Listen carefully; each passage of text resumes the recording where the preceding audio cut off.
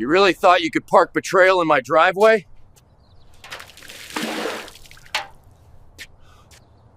The notification sound from my wife's phone cut through the morning silence like a knife. Sarah grabbed it before I could even glance over, clutching it against her chest like some precious secret. That's when I knew our marriage was officially screwed. "Privacy rules, Pete," she said, not meeting my eyes as she headed for the bathroom. "Everyone deserves privacy." Privacy rules. Right. Because nothing says healthy marriage like treating your phone like classified government documents. I'm Pete Grayson, 37 years old, and I fix people's computer problems for a living, which means I know exactly how much digital evidence people leave behind when they think they're being clever. My wife, Sarah, apparently never got that memo. The signs had been building for weeks. Late-night work calls that required her to step outside. Girls' nights that somehow always ended with her coming home smelling like expensive cologne I definitely couldn't afford. And then there was the way she'd started dressing for her job at the marketing firm, like she was auditioning for a role in a cologne commercial instead of managing social media accounts. But it was the phone thing that really sealed it. Sarah used to leave her phone lying around like everyone else. Now she carried it everywhere, even to the bathroom. When I asked to use it to check the weather last Tuesday, she acted like I'd requested access to Fort Knox. "Use your own phone," she'd snapped, which would have been reasonable if mine hadn't been charging upstairs.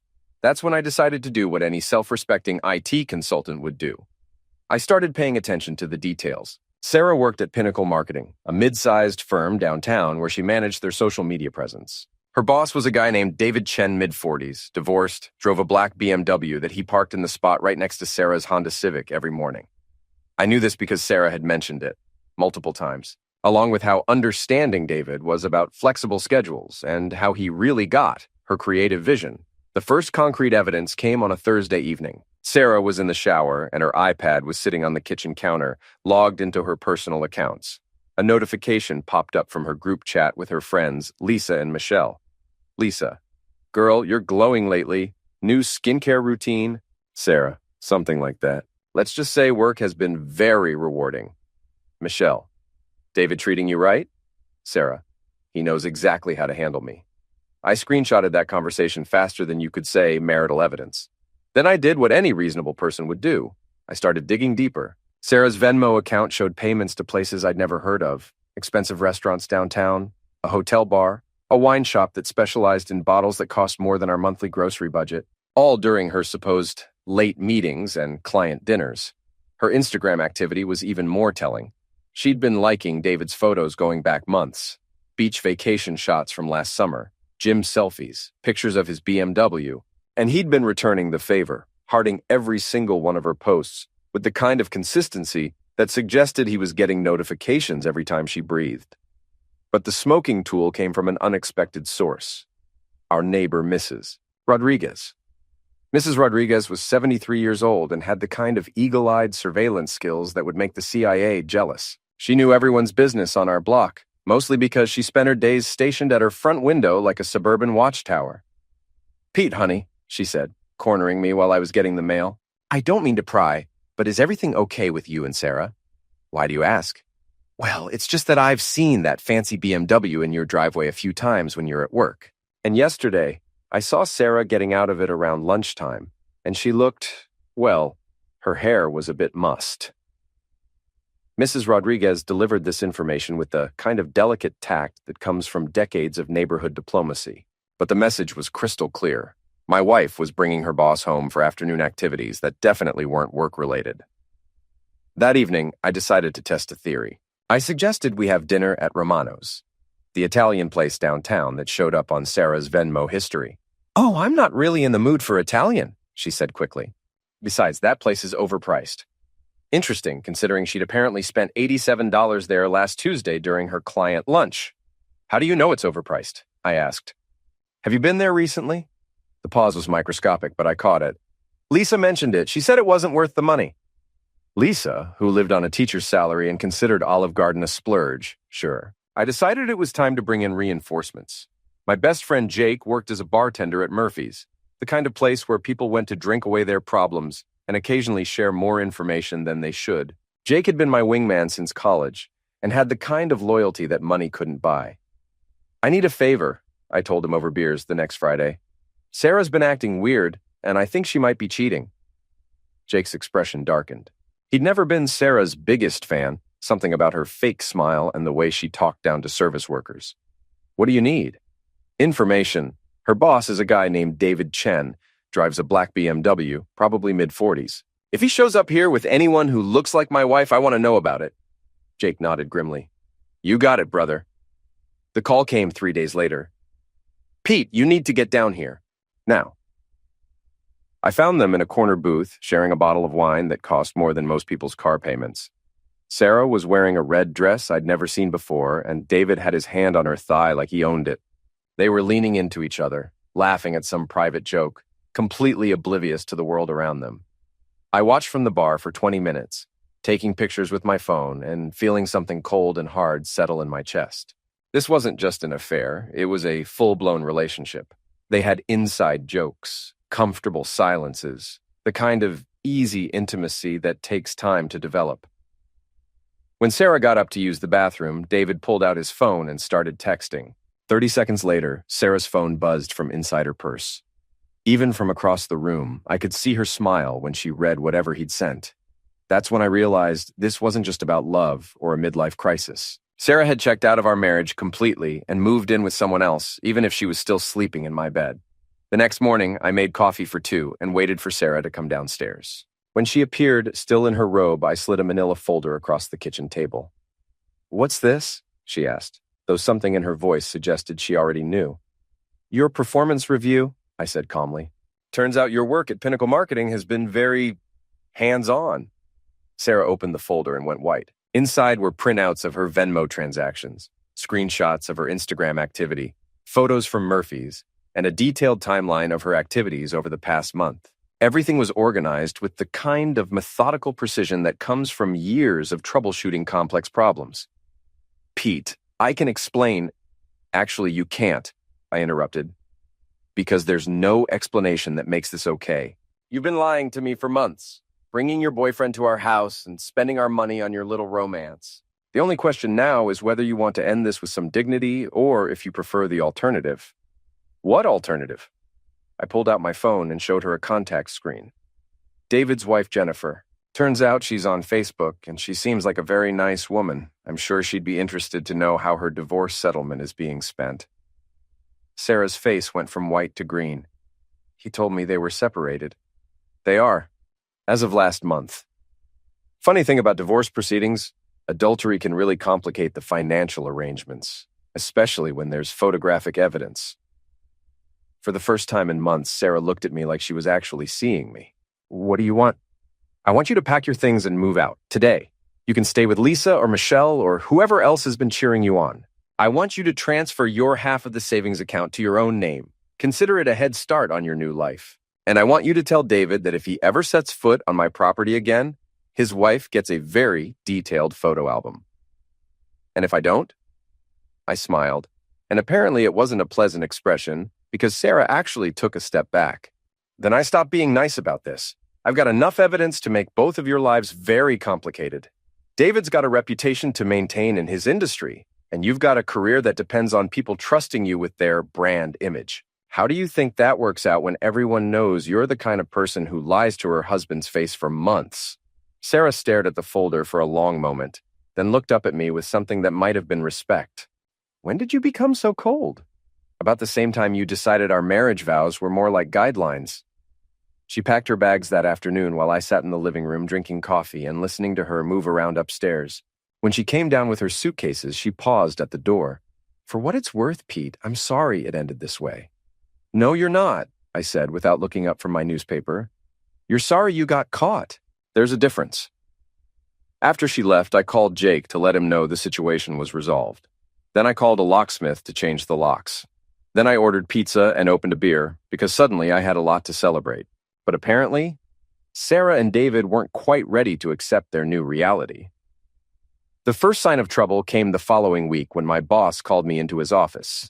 Tom Bradley had been running Midwest IT Solutions for 15 years, and he had the kind of no-nonsense approach that made him easy to work with. Pete, I got a strange call yesterday, he said, closing his office door behind me. Someone claiming to be a former client said you'd been unprofessional during a service call. Apparently, you made inappropriate comments about their personal life. I felt that familiar, cold sensation in my chest. What kind of comments? The caller said you accused them of having an affair and threatened to expose their personal information. They want to file a complaint. Tom, I've never done anything like that. Can you tell me who called? Tom consulted his notes. Someone named David Chen said you worked on his company's network last month. Bingo. David was trying to get me fired, probably hoping it would pressure me into backing off. Unfortunately for him, I'd never actually worked on Pinnacle Marketing's network, and I had the client records to prove it. Tom, I've never had any professional contact with David Chen or his company, but I can tell you exactly who he is and why he's trying to cause problems for me. I gave Tom the abbreviated version of recent events, focusing on the professional maltreatment angle rather than the personal drama. Tom listened with the kind of patient attention that made him a good boss. So this is retaliation for exposing his affair with your wife? That's my assessment. Tom nodded slowly. Well, his story doesn't check out anyway. We don't have any record of service calls to Pinnacle Marketing, and frankly, Pete, you're one of the most professional technicians I've got. I'm going to file this under personal vendetta and forget it happened. Thanks, Tom. I appreciate the support. Just keep me posted if this escalates. I don't like people trying to mess with my employees' livelihoods. David's next move was more creative. I started getting friend requests on social media from fake accounts. Obvious catfish profiles with stolen photos and minimal information. When I didn't accept them, I began receiving anonymous messages on various platforms, all with the same basic theme. I was a controlling husband who'd driven my wife away with jealousy and paranoia. The messages were clearly written by someone who knew details about my situation, but they had the kind of overwrought emotional tone that suggested David was not handling the stress of his new circumstances very well. Apparently, having his affair exposed had consequences he hadn't anticipated. I screenshotted everything and added it to my growing file of evidence. If David wanted to play games, I was happy to keep score. But the real problem started when Sarah began trying to turn our mutual friends against me. Lisa and Michelle had been Sarah's friends first, so losing them wasn't unexpected. But when couples from our social circle started declining invitations and avoiding eye contact at the grocery store, I realized Sarah was running a more sophisticated campaign than I'd given her credit for. The confrontation came at Jake's birthday party 3 weeks later. I'd been looking forward to it, a chance to get out of the house and spend time with people who knew the real story. But when I walked into Murphy's back room, the temperature seemed to drop 10 degrees. Our friend group had always been small but tight-knit. Jake and his girlfriend Amy, Tom and Jennifer Walsh, who ran a local accounting firm, Mike and Susan Chen, no relation to David despite the name, and usually Sarah and me, though obviously that dynamic had changed. What I hadn't expected was to find Sarah there, sitting at the far end of the table like she belonged. "Pete!" Jake called out a little too loudly. "Glad you made it." I could see the tension in his shoulders. This wasn't his idea. "Surprised to see Sarah here," I said, taking the empty chair across from her. "It's my birthday," Jake said carefully. "I invited everyone." Sarah looked up from her drink, something pink and expensive looking. "I have just as much right to be here as you do." "Actually, you don't," I said calmly. "These are my friends." "You're the one who decided to blow up your life for your boss?" The table went quiet. Tom Walsh cleared his throat uncomfortably. "Maybe we should just focus on celebrating Jake's birthday," Jennifer suggested. "Good idea," Sarah said, raising her glass. "Let's toast to new beginnings and leaving toxic situations behind." The passive-aggressive dig was so obvious it was almost funny. But what bothered me was the way Mike and Susan were nodding along, like Sarah was the victim in this scenario. "Interesting perspective," I said. "Tell me, Sarah, how exactly was I toxic? Was it when I worked 60-hour weeks to pay for your car? Or when I supported your career change? Or maybe it was when I didn't immediately divorce you the first time you lied to my face?" "You were controlling and paranoid," Sarah shot back. "You monitored my phone, tracked my spending, and accused me of things without any proof." "I had plenty of proof. I just gave you the chance to come clean before I used it." Amy leaned forward. "What kind of proof?" I pulled out my phone and scrolled to the photos from Murphy's. "The kind that shows your friend here having romantic dinners with her married boss while telling me she was working late." The pictures made their way around the table. I watched faces change as people realized this wasn't a case of marital miscommunication. It was a straightforward affair with photographic evidence. But Sarah wasn't done. "Those pictures don't show what you think they show. David and I have a professional relationship. We were discussing a client project. Right, I said. Is that what you call it when he has his hand on your thigh? Client relations? Susan Chen spoke up for the first time. Sarah, is this true? Were you having an affair? Sarah's composure cracked slightly. It's complicated. Pete and I had been having problems for months. David was just supportive. Supportive, I repeated. Is that what we're calling adultery now? You don't understand what it was like, Sarah said, her voice rising. Living with someone who questioned everything I did, who made me feel like a prisoner in my own home. That did it. I'd been trying to keep things civil for Jake's sake, but Sarah's revisionist history was too much. A prisoner? I stood up, and something in my voice made everyone else go very still. You mean like when I encouraged you to take that job at Pinnacle? Or when I paid for your night classes? Or when I gave you complete access to our joint accounts and never questioned a single purchase until you started spending our money on hotel bars with your boyfriend? Pete, Jake started. No, let me finish, I continued, looking directly at Sarah. You want to talk about feeling like a prisoner? Try finding out your wife has been lying to you for months. Try discovering that the person you trusted most in the world has been making a fool of you behind your back. Try having your neighbor tell you she's seen your wife's lover's car in your driveway while you're at work.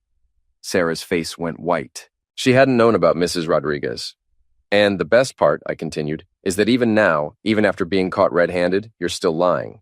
You're sitting here trying to make me the villain because I had the audacity to notice that my wife was cheating on me. The room was dead silent. Sarah looked around the table, apparently hoping for support, but found only uncomfortable expressions and avoiding eyes. I think maybe I should go, she said quietly. Yeah, I agreed. You probably should. After Sarah left, the party resumed, but the mood was different. People were more careful with their words, like they were walking through a minefield, but I could see in their faces that they understood now. This wasn't a case of mutual marital failure. It was betrayal, plain and simple. Jake pulled me aside later as the evening was winding down. I'm sorry about that, man. She called me yesterday and said you'd been spreading lies about her. She seemed really upset. She's upset because she got caught. There's a difference. Yeah, I can see that now. Those photos? Jesus, Pete, I had no idea it was that blatant. Most people don't advertise their affairs quite so openly. Sarah and David apparently thought they were being subtle. Jake shook his head. What are you going to do now? Honestly, I'm going to move on with my life. Sarah made her choice. Now she gets to live with the consequences. But David Chen apparently had other ideas. The maltreatment escalated over the next few weeks. My work email started receiving spam from questionable sources. Someone signed me up for dozens of mailing lists, political campaigns, and subscription services. My home address appeared on Craigslist ads offering free furniture, leading to a parade of confused strangers showing up at my door. The pranks were juvenile but persistent, and they had David's fingerprints all over them. He was trying to make my life annoying enough that I backed down from my threat to expose him to his wife. Unfortunately for David, I'd spent my entire career dealing with much more sophisticated forms of digital maltreatment. Script kiddies trying to crash client networks, ransomware attacks, phishing schemes. Compared to actual cybercriminals, David was playing with finger paints. I documented everything, traced what I could, and added it all to my ever-growing file. But more importantly, I started planning my response. The opportunity came when Jake mentioned that Pinnacle Marketing was looking for a new IT contractor. Their previous company had dropped them after some kind of billing dispute, and they needed someone to overhaul their network security. You should bid on it, Jake suggested. It's good money and you could use the work. I smiled. You know what? I think I will. My proposal was competitive, professional, and exactly what Pinnacle Marketing needed. I had the credentials, the references, and the expertise to handle their requirements. The fact that it would give me legitimate access to their internal systems was just a happy coincidence. David tried to block my hiring, of course, but he made the mistake of being too obvious about it. When the other partners asked why he was so opposed to a qualified contractor with excellent references, he couldn't give a good answer without revealing his personal connection to me. I just think we should consider other options, he kept saying, which wasn't much of an argument against someone who was clearly the best candidate. I got the contract. The work itself was straightforward, updating their firewall, implementing better password policies, installing new security software, standard corporate IT maintenance that I could do in my sleep. But it also gave me legitimate access to their email server, network logs, and user activity records. All perfectly legal, since I was their contracted IT provider with administrative access to their systems. What I found was even better than I'd hoped.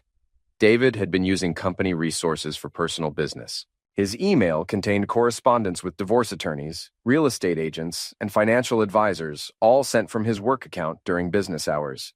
He'd been conducting his entire personal life through Pinnacle's network. More damaging were the emails between David and Sarah. Hundreds of messages going back months, many sent during work hours, discussing everything from their relationship to strategies for dealing with me. Sarah had been forwarding him information about my work schedule, my friends, even my conversations with her. But the real goldmine was David's correspondence with other employees. He'd been having inappropriate conversations with several female staff members, making comments about their appearance and asking personal questions that definitely violated company policy. I compiled everything into a comprehensive report, organized by date and category, with full headers and metadata intact. Then I scheduled a meeting with Pinnacle's senior partners. "Gentlemen," I said, distributing copies of my report. "During my security audit, I discovered some concerning patterns of network usage that I believe require your attention." The meeting lasted 2 hours. By the end, David's employment at Pinnacle Marketing was terminated, and they were consulting with their legal team about potential liability issues. But I wasn't done yet. Jennifer Chen, David's soon-to-be ex-wife, received a carefully curated selection of emails showing exactly how David had been spending his time and money during their separation. The documentation was particularly useful for her divorce attorney, who apparently had been looking for evidence of hidden assets and inappropriate conduct. Sarah found out about David's firing when she showed up at Pinnacle for what she thought was a lunch date, and discovered security escorting him out of the building with a box of personal items. She called me that evening, furious. "You did this," she said without preamble. "You got David fired." Actually, David got David fired. I just provided his employers with documentation of his activities. "You vindictive bastard. He has a family to support. He should have thought of that before he decided to harass me." Actions have consequences, Sarah. You both seem to have trouble with that concept. "This isn't over." "Yes, it is," I said calmly. "David's career in marketing is finished. No one's going to hire someone who was terminated for cause and is involved in a messy divorce with evidence of adultery. You're welcome to keep seeing him, but I hope you've got a good job, because you're going to be supporting both of you." Sarah hung up on me, but I could hear the desperation in her voice. Her comfortable life was evaporating, and she was finally starting to understand the real cost of her choices. The final blow came a month later, when Sarah's own employment situation became complicated. It turned out that her relationship with David had been an open secret at Pinnacle, and several clients had expressed concerns about the company's professional standards. With David gone and Sarah's reputation damaged by association, the partners decided a clean break was best for everyone. Sarah was let go with 2 weeks severance and a neutral reference that subtly undermined her prospects. She tried one last time to reconcile, showing up at my door on a rainy Thursday evening with tears in her eyes and an apology on her lips. "Pete, I made a mistake, a huge mistake. I know that now." I looked at her standing on my doorstep, our former doorstep, and felt nothing but mild curiosity. The woman who had once been the center of my world was now just someone I used to know. "Yes, you did," I agreed. "Several of them, actually. Can we try again? I know I hurt you, but we had something good once. We could have it again?" "No, we couldn't," I said gently, "because I could never trust you again. And without trust, we don't have anything." "I'll do whatever it takes to earn back your trust." "Sarah, you spent months lying to my face, bringing another man into our home and spending our money on your affair. When I confronted you with evidence, you tried to make me the villain. When that didn't work, you tried to turn our friends against me. And when your boyfriend started harassing me, you encouraged him." I paused, making sure she was really listening. "The woman I married would never have done those things, which means either you were never who I thought you were, or you've become someone else entirely. Either way, that person is gone, and I'm not interested in whoever's left." Sarah started crying then, the kind of desperate sobs that come from finally understanding that some mistakes can't be fixed. "Where am I supposed to go? What am I supposed to do?" "I don't know," I said honestly, "but that's not my problem anymore. You made your choices, Sarah. Now you get to live with them."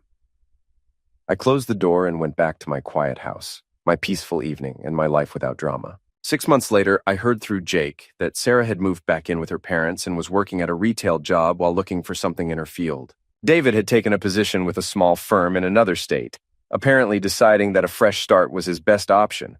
I felt no satisfaction in their struggles, but no sympathy either. They had created their own problems through a series of deliberate choices, and now they were experiencing the natural consequences of those decisions. As for me, I was doing better than I had in years. Work was going well, my friendships had survived the drama, and I'd started dating someone new. A woman named Rachel, who worked as a veterinarian and had never been married to anyone, let alone cheated on them. The house felt different now, lighter, somehow. I'd redecorated, removing the last traces of my life with Sarah and creating something that was entirely my own.